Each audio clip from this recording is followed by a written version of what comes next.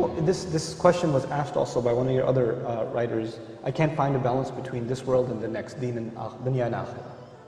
I said there is no struggle. Everything we do in this world is for the Akhirah if your intention is right.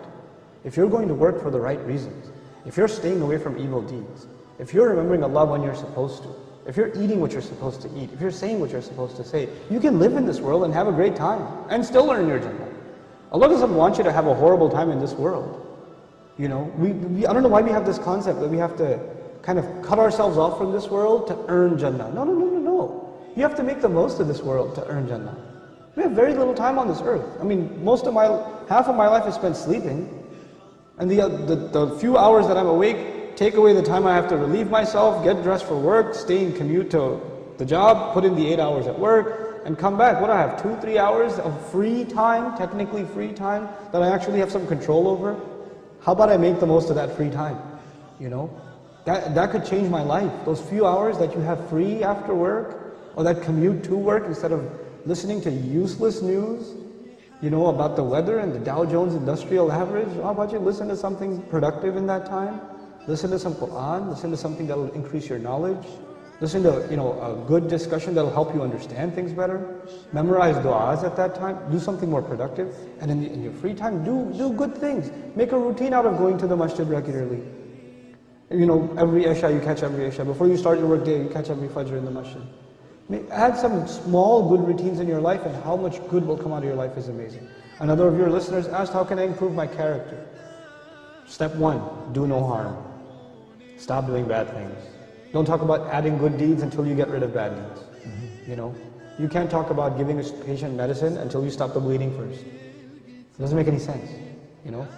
So you got to stop the entertainment addiction. You got to stop the watching the filth.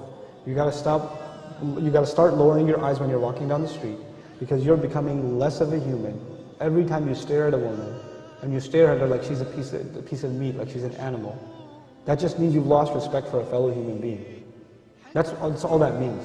To you, that's nothing but you're looking at her like an ape looks at a female ape. You know, like a dog looks at a female dog. That's all you've turned into, an animal.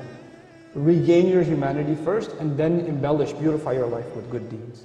Do simple, small things.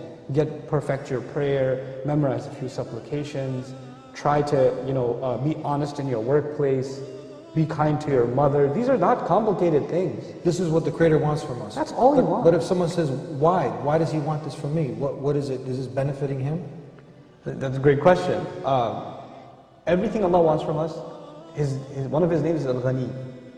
Ghani means someone who doesn't need anything. And He told us that in an ayah in which He basically told us to do certain things, and He said, Al-Ghani, and He's free of need. وَأَنْتُمُ الْفُقَرَاء, you're the ones that are bankrupt. Now, in that ayah, He doesn't need anything, and we need everything, because we're bankrupt. And then He told us to do a few good deeds. And if you do a few good deeds, He will make you ghani. He'll make you free of need. He'll shower you with blessings. Not only are good deeds beneficial to us because they in and of themselves are like medicine, but they bring with them bonuses in this world and the next world.